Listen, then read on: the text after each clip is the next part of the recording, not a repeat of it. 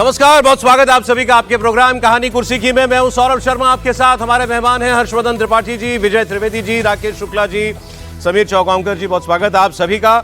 और बहुत सी खबरों की आज आपसे बात करेंगे हम। ममता बनर्जी दिल्ली आई हुई हैं, बहुत जोरदार तरीके से उन्होंने हमला बोला है केंद्र सरकार पर और चुनाव आयोग पर, वो बात आपको बताएंगे। और इसके अलावा महाराष्ट्र में जो चल रहा है, एनसीपी का अध्यक्ष कौन बनेगा, इस बात को लेकर के जो बयानबाजियां बीजेपी की तरफ से भी हो रही है और इसमें बाकी दल जो बातें कर रहे हैं वो आपको बताएंगे। मोदी जी कल पंजाब के दौरे पे गए थे, बड़ा खास दौरा था और एक बड़ी खास तस्वीर वहां से आई है, वो भी हम आपको दिखाएंगे। हिमंता बिस्वा शर्मा अभी भी मियां मियां की रट लगाए हुए हैं, पीछे हटने को तैयार नहीं है, वो बात भी होगी। लेकिन सबसे पहले राहुल गांधी की बात। लोकसभा में विपक्ष की तरफ से आज नेता प्रतिपक्ष राहुल गांधी बोलेंगे और उम्मीद की जा रही है सबसे पहले उन्हीं का भाषण होगा। राष्ट्रपति के अभिभाषण पर लोकसभा में चर्चा के लिए 18 घंटे का वक्त तय किया गया है। प्रधानमंत्री मोदी 4 फरवरी को चर्चा का जवाब देंगे, मतलब परसों। और राज्यसभा में दोपहर 2 बजे राष्ट्रपति के अभिभाषण पर चर्चा शुरू होगी। राज्यसभा में बीजेपी की तरफ से सदानंद मास्टर वो इस चर्चा की शुरुआत करेंगे, केरल वाले। और बीजेपी की तरफ से स्वास्थ्य मंत्री जेपी नड्डा और सुधांशु त्रिवेदी समेत कई और लोग बोलेंगे। लेकिन लोकसभा में नेता प्रतिपक्ष राहुल गांधी के बोलने का कार्यक्रम है। आप याद कीजिए, कल बजट के बाद जब उनसे रिएक्शन लिया गया था, पहला वो बजट के टाइम पूरा मौजूद थे वहां पर, तो बाहर निकले तो बोले भैया कल बोलेंगे, पार्लियामेंट का इस्तेमाल करेंगे, पार्लियामेंट में बोलेंगे हम। अच्छी बात है कि राहुल गांधी जी ने कहा कि हम यहां आपको तुरंत कुछ बोलने से अच्छा पार्लियामेंट में डिटेल में जवाब देंगे। तो वो आज वो बजट पर बोलेंगे। पहली बात तो ये, बजट की सिर्फ बजट ही नहीं, सभी चीजों पर होगा। जो राष्ट्रपति के भाषण में बातें की गई थी, सरकार का जो रिपोर्ट कार्ड था, इकोनॉमिक सर्वे में जो देश की इकोनॉमी की हालत बताई गई है, सारी बातें होंगी। और वो पहले कह चुके हैं डेड इकोनॉमी, आपको याद है ना बयान राहुल गांधी का। पहले ट्रम्प बोले कि India is a dead economy, उसके बाद फिर राहुल गांधी का बयान था कि शुक्र है कोई तो बोला दुनिया में। ट्रम्प जो कह रहे हैं बिल्कुल ठीक कह रहे हैं, India is a dead economy. कल हो गया खेल इसमें।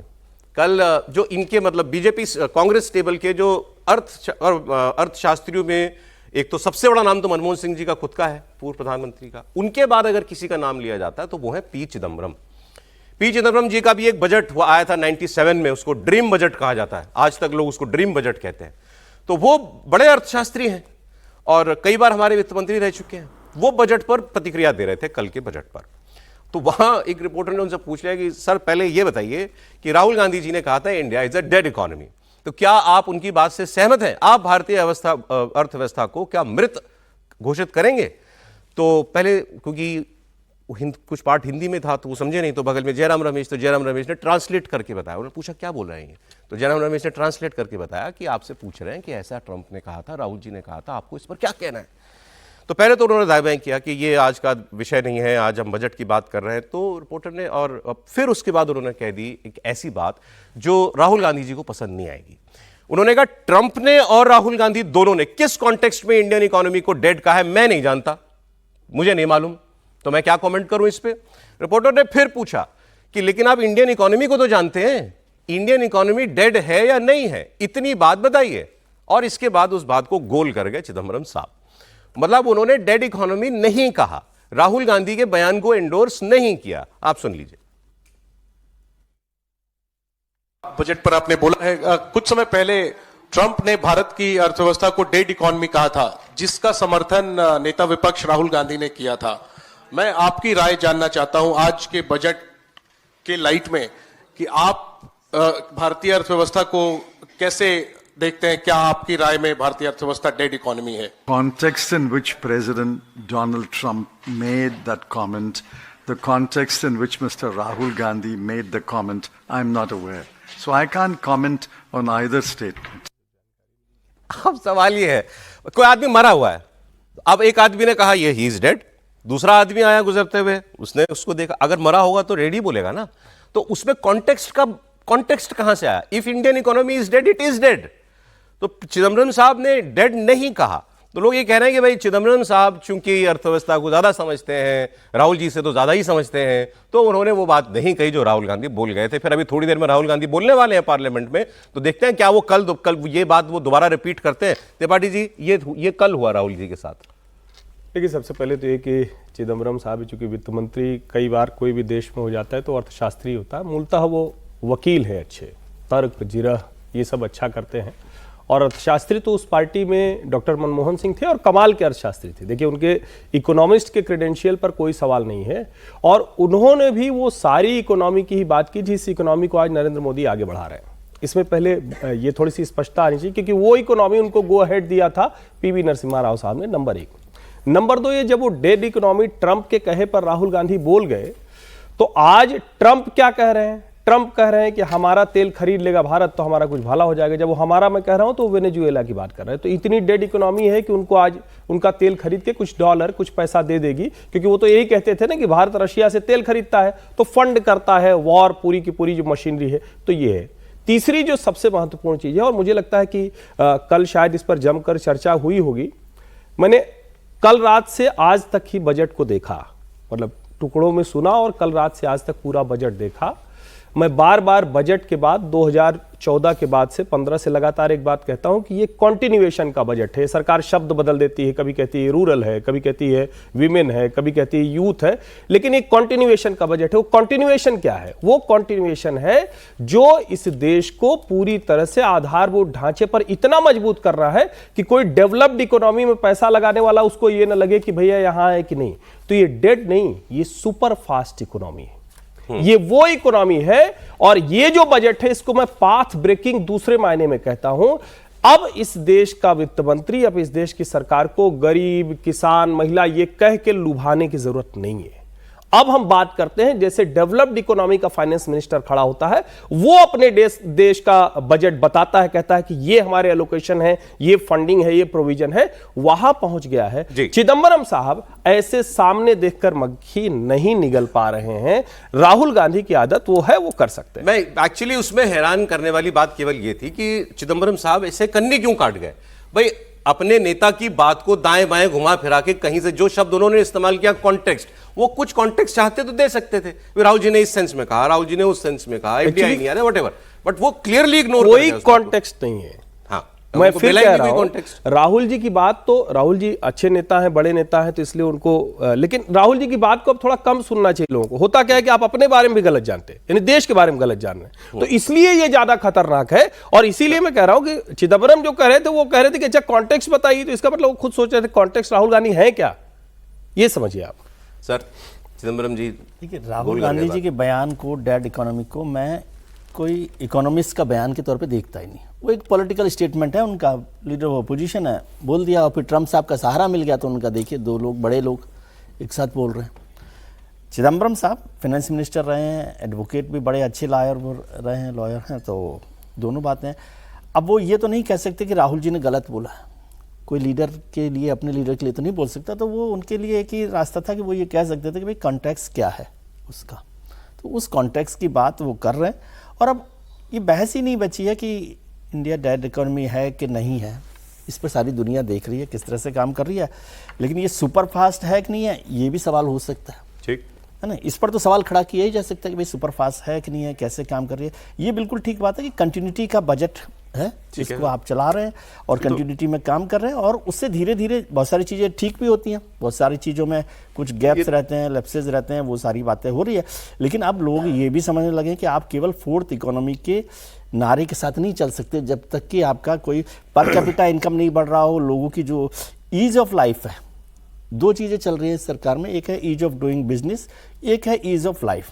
ईज ऑफ डूइंग बिजनेस बहुत ज़रूरी चीज़ है, उस पर काम हो रहा है, लेकिन वो भी काम नहीं हुआ क्योंकि नेगेटिव एफडीआई पर अभी हम चल रहे हैं।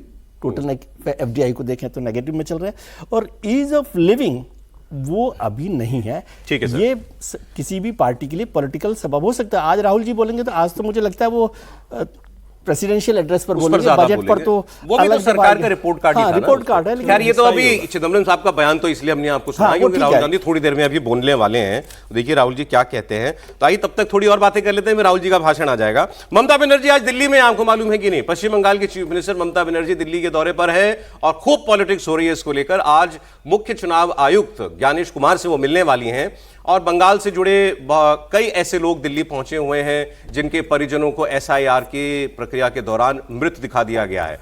इन तमाम लोगों को दिल्ली में बंग भवन में ठहराया गया है। दिल्ली पुलिस ने वहां बहुत सुरक्षा लगा रखी है। थोड़ी देर पहले ममता बनर्जी बंग भवन वहां पहुंची थी, फिर उन्होंने देखा पुलिस को, और पुलिस को देख के वो भड़क गई कि क्यों इतनी पुलिस लगा रखी है।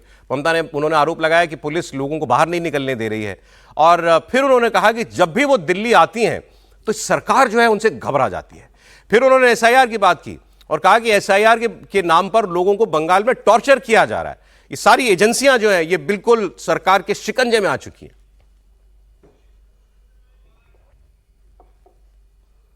उसको टॉर्चर कर रहे हैं, घर घर में जाके खून ढूंढ रहा है। कोई आया कोई नहीं आया। क्यों नहीं आएगा? अगर जिसको आदमी को डेथ हो गया है वो नहीं आ सकता है, मीडिया को नहीं बता सकता है। वो लोगों का हक है आने का। वो क्या इंडियन का नागरिक नहीं है? जो लोग जिंदा है उसको मृत्यु बना दिया, डेथ बना दिया। इसी के लिए थोड़ा से लोग आया, ज्यादा सो नहीं आ पाए कि हमारा भी एसआईआर चल रहा है, हम भी बिजी है, हमारा भी बजट सेशन चल रहा है। लेकिन दिल्ली पुलिस का हरकत देखो। हम दिल्ली पुलिस को गाली नहीं देंगे कि उसका फॉल्ट नहीं है, लेकिन आप लोग पूरा देखो, पुलिस को दिखाने दो। आप लोग तो बैरिकेड कर दिया उसको। तो वो कह रहे हैं कि जिन लोगों को हम लाए हैं, जिनके नाम गलत तरीके से काट दिए गए एसआईआर में, उनको रोकने के लिए दिल्ली पुलिस ने यहां पर बैरिकेडिंग कर दी है। फिर वो होम मिनिस्टर पर बोली। अच्छा, इस चुनाव में ये इंटरेस्टिंग है, अभी हम बात करेंगे। पिछले चुनाव में मोदी जी बनाम ममता बनर्जी चलता था, इस बार ममता बनर्जी बनाम अमित शाह चल रहा है। अमित शाह भी अभी बंगाल के दौरे पर गए थे, उन्होंने भी खूब ममता सरकार, ममता बनर्जी, ममता को जवाब, नाम ले लेके उन्होंने बोला है। और फिर देखिए उन्होंने क्या कहा होम मिनिस्टर पर। जब सुनो मैं चला है, जिधर जिधर में वो है उधर में दिल्ली पुलिस भेज दिया है। जब दिल्ली में एक्सप्लोजन होता है तो दिल्ली पुलिस कहाँ रहता है? हम दिल्ली पुलिस को ब्लेम नहीं करेंगे, हम तो ब्लेम करेंगे उसको जो माथा पे है, उसको। हिमालयन इनकॉम्पिटेंस है, देश को सुरक्षा नहीं दे सकता है। बंगाल को ऊपर टर्चर करते हैं, आम जनता को ऊपर टर्चर करते हैं, और एसआईआर का नाम पे सत्यानाश कर रहा है। इसी के लिए उनका घर में भी माँ है, बहन है, भाई है। दिल्ली पुलिस ऐसा नहीं है, हम उसको नहीं कहेंगे, वो तो इंस्ट्रक्शन पे आई हुई है। क्यों घबराहट है दीदी? दिल्ली घबरा गया है, इसी के लिए हम आते हैं तो घबरा जाता है। वो कहीं दिल्ली घबरा गया है, जब हम आते हैं तो दिल्ली घबरा जाता है। 14 तारीख को फाइनल ड्राफ्ट आएगा एसआईआर के बाद। कितने नाम कटे, कितने लोगों को लॉजिकल एरर के नाम पर नोटिस दिए गए, उनमें से कितनों के कागज ठीक पाए गए, 14 तारीख को वो सारी बातें होंगी। लेकिन उससे पहले ममता बनर्जी दिल्ली आ गई हैं, अब मुख्य चुनाव आयोग से वो थोड़ी देर में मिलने वाली हैं। बाकी आपने सुनी लिए उनके आरोप। समीर जी, देखिए, ममता बनर्जी तो एसआईआर पे लगातार आक्रामक है और संसद से लेकर सड़क तक ममता बनर्जी की पार्टी इसका विरोध कर रही है। और ऐसा नहीं कि पहली बार ममता बनर्जी मुख्य चुनाव आयुक्त ज्ञानेश कुमार से मिलने आई है। इसके पहले टीएमसी के जो सांसदों का प्रतिनिधिमंडल था वो भी मुख्य चुनाव आयुक्त से आए थे, हो बिल्कुल मिलकर आए थे। और जिस तरीके से उन्होंने बाहर आकर बयान दिया था कि भाई मतलब किस तरीके से एक धमकी भरी बातचीत मुख्य चुनाव आयुक्त ने की थी, उन्होंने अपने तरीके से इस बात को सार्वजनिक करने की कोशिश की थी। अब ममता बनर्जी आई है, और ममता बनर्जी अगर ऐसे लोगों को साथ में लेकर आई है जिनका जो जिंदा है और जिनका नाम कट गया है, तो ममता बनर्जी को उनको बंग भवन में रखने से बेहतर था कि राहुल गांधी के तरह ममता बनर्जी पत्रकार वार्ता लेती, उनको स्टेज पर लेकर आती, और अब जब जा रही है मुख्य चुनाव आयुक्त से मिलने तो उनको लेकर जाए, बताए। यहाँ सुप्रीम कोर्ट के सामने भी लेकर जा सकती है। जब अभिषेक बनर्जी ने इस बात का जिक्र करा था अपनी रैली के अंदर कि भाई जो व्यक्ति जिंदा है उनका नाम एसआईआर के अंदर काटा गया है, उस समय भी चुनाव आयुक्त का बयान इस संदर्भ में आया था। और चुनाव आयुक्त ने बहुत स्पष्ट कहा था कि अगर ऐसा एक भी मामला हमारे सामने अगर आप लेकर आते हो तो हम इस तरह की गलती को तत्काल सुधारेंगे, और हमारी नजर में ऐसी कोई व्यवस्था नहीं है। अगर ऐसा हुआ है किसी के साथ तो उसको उजागर करेंगे, लेकिन उसको उजागर करने के लिए दिल्ली आकर बंग भवन में रखने की जरूरत है कि आपको कलकत्ता में ही जहां इस एसआईआर की प्रोसेस चल रही है वहां चुनाव आयोग के सामने आपको लेकर जाना चाहिए। वो देखेंगे ना कैसे, नहीं तो वहां भी ले सकते हो ना, वहां ले जाओ, वहां लेकर जाओ। क्या यहाँ मुख्य चुनाव का नाम एसआईआर में एक विंडो जो है वो क्लेम्स एंड ऑब्जेक्शंस की दी जाती है, कर लेना चाहिए। इसीलिए दी जाती है कि अगर कोई नाम सही नाम छूट गया है तो उसको आप उसमें जुड़वा लें।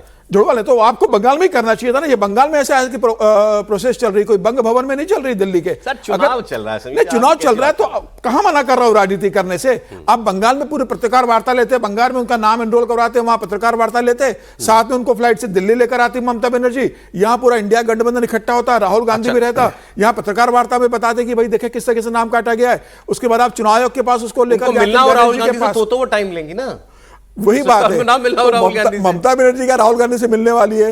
ममता बनर्जी बजट को लेकर क्या चिदंबरम से मिलकर संदर्भ में बात करेंगी? ममता बनर्जी तो सिर्फ अपने वकीलों से मिलेगी, कपिल सिब्बल से मिलेगी, और जो उनका पक्ष रख रहे हैं अभिषेक मनु सिंह उनसे मिलेगी, और वापस बंगाल चली जाएगी। एक कंट्रोवर्सी और चल रही है इस वक्त बंगाल में, हो सकता है वो बयान आपने सुन लिया होगा, लेकिन हमारे प्रोग्राम में नहीं डिस्कस हुआ, तो इसलिए मैं इसमें अभी आपको दिखा रहा हूं। जो वो हुमायूं कबीर टीएमसी से अलग हुए, जो मुर्शिदाबाद में बाबरी मस्जिद बना रहे हैं, इन्होंने एक बड़ा सनसनीखेज बयान दिया और इन्होंने यह आरोप लगाया कि पिछले इलेक्शन में ममता बनर्जी के कहने पर मैंने हिंदुओं के खिलाफ कम्युनल स्टेटमेंट्स दिए थे।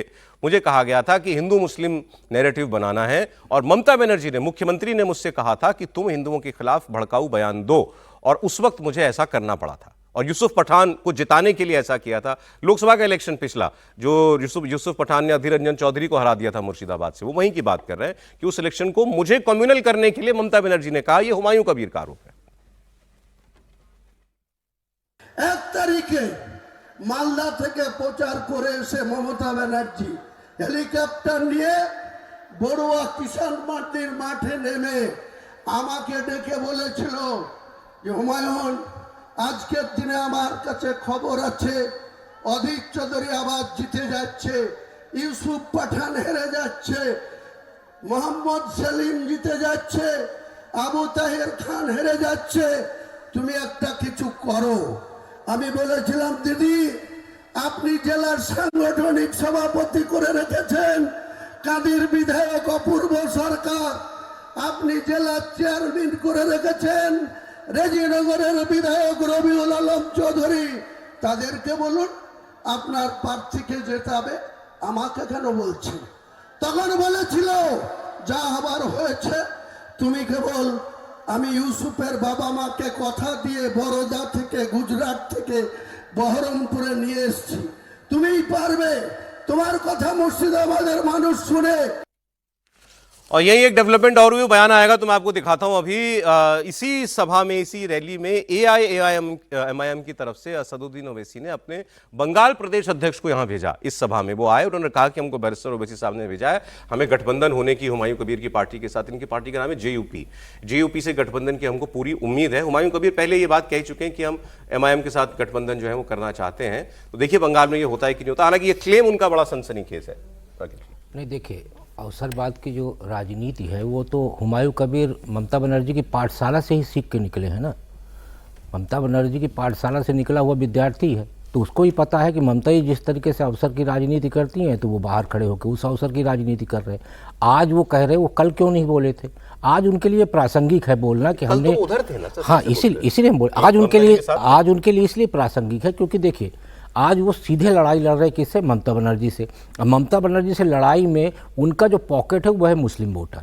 मुस्लिम वोटर के लिए यदि असदुद्दीन ओवैसी की पार्टी उनके साथ आती है, तो अभी तक 2 चुनाव में तो असदुद्दीन ओवैसी का प्रदर्शन बहुत अच्छा रहा उनकी ताकत के हिसाब से, चाहे बिहार हो या महाराष्ट्र हो। बंगाल की जो 9 डिस्ट्रिक्ट है, जहाँ एक आंकड़ा आया है कि उन 9 डिस्ट्रिक्ट में मुस्लिम वोटर 30% से ज़्यादा बढ़ गए हैं। अब वो कैसे हैं? वो मतलब जन्म लिए हुए हैं या घुसपैठी हैं, ये एक बड़ा प्रश्न है। लेकिन जो 30% वोटर बढ़े हैं, जो 9 डिस्ट्रिक्ट हैं, 9 डिस्ट्रिक्ट में आप लगा लीजिए कि 50 से ज़्यादा सीटें हैं। यदि उन जगहों पर पोलराइजेशन करने में हुमायूं कबीर और आपके असदुद्दीन ओवैसी सफल होते हैं, तो मुझे लगता है कि वो ममता बनर्जी के लिए बहुत बड़ा। आपको लगता है ये दो पार्टियों का फ्रंट जो है कुछ दम रखेगा चुनाव में? निश्चित तौर पर रखेगा। अच्छा। इसलिए रखेगा क्योंकि देखिए आज की डेट में हिंदुस्तान की पॉलिटिक्स में असदुद्दीन ओवैसी मुसलमानों के सामने एक विकल्प बन के उभरे हैं। उनके प्रति एक विश्वास जागा है मुसलमानों के मन में। वो परंपरागत पार्टियों को छोड़ के असदुद्दीन ओवैसी के साथ जुड़ रहे हैं। ऐसे में बंगाल में नहीं जाएंगे ये कहना अभी फिलहाल कठिन है। तो कहीं ना कहीं ममता बनर्जी की जो कोर वोट है, उस कोर वोट पे सेंध लगाने की संभावनाएं पैदा हो गई हैं, ये इनके हुमायूं कबीर और असदुद्दीन ओवैसी की तरफ से। अब चले मैं आपको बताता हूं कि बंगाल में हुमायूं कबीर जो है ओवैसी साहब के साथ गठबंधन करना चाह रहे हैं। अगर बयान आ गया तो बताइए, नहीं तो फिर मैं आपको यूपी की खबर पहले मैं बता देता हूं। यूपी में भी एआईएमआईएम अलायंस के लिए एक पार्टनर तलाश रही है और वहां वो किसको ढूंढेगी, तो जाहिर है अखिलेश यादव को। बिहार में उनको तेजस्वी यादव से उम्मीद थी। तेजस्वी यादव ने कहा कि नहीं, हम एक्सट्रीमिस्ट के साथ गठबंधन नहीं करते, ओवैसी तो एक्सट्रीमिस्ट है। अब यूपी में ये सवाल पहले पहुंचा, माइक पहले पहुंचा इस सवाल को लेकर के शिवपाल यादव जी के पास, और शिवपाल यादव जी से पूछा गया कि क्या आप एआईएमआईएम के साथ, असदुद्दीन ओवैसी के साथ करेंगे गठबंधन। तो उन्होंने कहा नहीं, हमें कोई ज़रूरत नहीं है, हमें ऐसे उनके साथ की कोई ज़रूरत नहीं है। फिर एआईएमआईएम के जो वहाँ प्रदेश अध्यक्ष हैं उन्होंने इस पर रिएक्ट किया और उन्होंने कहा कि साहब शिवपाल जी ने तो साफ मना ही कर दिया, तो ठीक है, अब आप वो ये सोच लें, लेकिन इस पर विचार कर लें कि ज़रूरत किसकी किसको है। उन्होंने कहा आज उत्तर प्रदेश के चुनाव से पहले एमआईएम को सपा की जरूरत नहीं है, सपा को हमारी जरूरत पड़ेगी। तो अगर विचार करना है तो इस पे एक बार फिर से वो विचार कर लें। और अखिलेश यादव को भी ममता बनर्जी की तरह एसआईआर में मुसलमानों की चिंता सबसे ज्यादा हो रही है। उन्होंने आरोप ये लगाया है कि फॉर्म 7 के जरिए, फॉर्म 7 होता है जिसमें वोट काटने के लिए आप अर्जी देते हैं, तो उन्होंने कहा छपे छपाए फॉर्म 7 जो हैं गांव-गांव बांट दिए गए हैं और उसमें जिसके नाम पर आपत्ति की जानी है उसको मालूम ही नहीं पड़ेगा कि मेरा नाम कब कट गया, और जिसके नाम से आपत्ति की जा रही है उसको भी नहीं मालूम कि मेरे नाम से कोई ऑब्जेक्शन डाला जा रहा है। तो ये बीजेपी करवा रही है और इसका मकसद है पीडीए, और पीडीए में खास तौर पर अल्पसंख्यक / मुसलमान का वोट काटना। ये बात जो है अखिलेश यादव कह रहे हैं। मैं आपको जो बयान है इस पर एमआईएम का वो आपको सुना देता हूं। पाल जी ने तो पहले ही बोल दिया है कि हमें कोई ज़रूरत नहीं मुसलमानों की, हम एमआईएम से कोई गठबंधन नहीं करेंगे। कोई बात नहीं है, हम एक पॉलिटिकल पार्टी हैं, हम भी इलेक्शन में पार्टिसिपेट करेंगे जैसा हमने पहले किया था, अब भी करेंगे। हमारा काम ही है इलेक्शन में पार्टिसिपेट करना, तो हम लड़ेंगे चुनाव में। अखिलेश यादव करें या ना करें, अखिलेश को हमारी ज़रूरत है, हमें अखिलेश की नहीं है। गजब कॉन्फिडेंस, गजब है व्यक्ति में जो भी हो। शिवपाल जी की बात भी सुन लीजिए कि उन्होंने क्या कहा था, उन्हीं की बात पर रिएक्ट कर रहे थे। कोई जरूरत है आप लोग को एमआईएम की? जरूरत है आप लोग को एमआईएम की या आप? नहीं, कोई जरूरत नहीं। तो रोकेंगे कैसे सर आप? समाजवादी पार्टी को कोई जरूरत नहीं है, और समाजवादी पार्टी ने आपने तो देखा ही है, जब सरकार में आई है अपने बल पे आई है, अपने ही बल पर फिर आएंगे। चलिए, वैसे बात तो ठीक है, समाजवादी पार्टी अखिलेश यादव वो कांग्रेस को ही जरूरत मान ले तो बहुत बड़ी बात है, तो एमआईएम तो फिर दूर की कौड़ी लगती है। अभी तो ये नहीं पता कि कांग्रेस को क्या देना चाहते हैं। कोई कह रहे 40 सीट, कोई कह रहे 50 सीट। नहीं, देखिए कांग्रेस के भीतर भी ये चिंता है कि उनको जरूरत है या नहीं है, क्योंकि अब बाद में तो जब एक बार नंबर आ गए तो उनके नंबर कम होंगे ही, तो कहा जाएगा भाई बड़े वाले की ही ताकत है। लेकिन क्या राहुल गांधी की कोई ताकत नहीं है मुसलमान मतों में? तो मुझे लगता है ये भी एक चीज है। और दूसरा, दोनों पार्टियों में विधानसभा चुनाव में संघर्ष बढ़ेगा, क्योंकि जो विधानसभा के प्रत्याशी हैं उनकी जो अपनी तैयारी है उसको लेके बड़े वो, मतलब जिसको कहते हैं ना कि उनको लगता है कि ये वाली सीट चली जाएगी तो क्या होगा, वहां तो एक एक सीट का मसला होगा। लोकसभा में फिर भी ये आसान होता है कि ठीक है पार्टियों के बड़े नेता बैठे और तय कर लें। तो जरूरत तो समाजवादी पार्टी की और कांग्रेस की, दोनों के एक दूसरे को है। एआईएमआईएम वाले में थोड़ा सा मुझे लगता है कैच है, बिहार की वजह से उत्साह में है, महाराष्ट्र की वजह से उत्साह में है, लेकिन एआईएमआईएम को लाकर क्या समाजवादी पार्टी अपने पैर पर कुल्हाड़ी मारेगी, अपना वाला हिस्सा गड़बड़ करेगी? कुल्हाड़ी मारने नहीं, ये तो वैसा ही होगा। और अखिलेश यादव तेजस्वी जैसी स्थिति में नहीं है। तेजस्वी, देखिए तेजस्वी जिस स्थिति में थे, हम लोग बार बार कह रहे थे कि उस वक्त उनको जरूरत थी, क्योंकि उनको वो सेंटिमेंट ठीक कर रहा था। उनको सिर्फ इतना, ये सिर्फ मुसलमान मतों भर का मसला नहीं है। लेकिन अगर उत्तर प्रदेश की बात करेंगे तो अखिलेश यादव को एआईएमआईएम की कतई अभी कोई जरूरत नहीं। आप नहीं मानते यूपी में कोई ऐसी पॉकेट है जैसे बिहार में सीमांचल है जहां लोगों में रुझान हो सकता है ओवैसी जी की तरफ? ऐसा यूपी में कहीं जितने ऐसे पॉकेट हैं वहां समाजवादी पार्टी से बड़ा कोई चिन्ह नहीं है, साइकिल से बड़ा कोई चिन्ह नहीं। ये बिहार में जरूर ओवैसी ने कर दिया था कि लालटेन से बड़ा ओवैसी का चिन्ह हो गया था, लेकिन उत्तर प्रदेश के किसी हिस्से में ऐसा नहीं। आप संभल से लेकर रामपुर से लेकर कहीं चले जाइए, कहीं आपको मिलेगा ही नहीं। तो वो ठीक कह रहे हैं शिवपाल जी, मतलब हम सक्षम हैं, दुरुस्त बात कर रहे हैं। और एआईएमआईएम के नेताजी जो है उनको तो यही पूछ लेना चाहिए क्या उत्तर प्रदेश में कहीं यूनिट ठीक बन पाई या नहीं बन पाई अभी? हर्षवर्धन जी बिल्कुल ठीक कर रहे हैं कि उत्तर प्रदेश में ओवैसी की कोई मतलब स्थिति नहीं है। आप बिहार और महाराष्ट्र की तुलना उत्तर प्रदेश से नहीं कर सकते। बिहार और महाराष्ट्र में ओवैसी पहले से एक ताकत रहा है। पिछला विधानसभा चुनाव के पहले भी ओबीसी बिहार में 5 सीटें जीत चुके थे, उसके पहले भी महाराष्ट्र लोकसभा सीटें जीत चुके थे वो। तो बिहार और महाराष्ट्र में ओबीसी ने अच्छा प्रदर्शन कर दिया। इसका मतलब ये नहीं, अगर आप 2022 का उत्तर प्रदेश में प्रदर्शन देखेंगे, 99 सीटों पर चुनाव लड़े थे और 99 सीटों पर ओबीसी की जमानत जब्त हो गई थी। और उससे पहले बिहार में अच्छा कर चुके थे, पहले कर चुके थे, महाराष्ट्र भी पहले कर चुके। आंध्र प्रदेश तेलंगाना के बाद पहला कोई लोकसभा अंक उनको मिला है तो महाराष्ट्र में मिला था। लखनऊ अभी दूर है। और दूसरी बात यह है कि अगर हम 2024 का लोकसभा देखेंगे तो कैमरावादी अपना दल के साथ चुनाव मिलकर लड़ा था ओबीसी ने, और पिछड़ा दलित और अल्पसंख्यक गठजोड़ बनाया था। उसके बाद भी क्या रहा, 1% वोट भी उसके बाद उनको नहीं मिला। तो उत्तर प्रदेश में ओबीसी की कोई हैसियत नहीं है।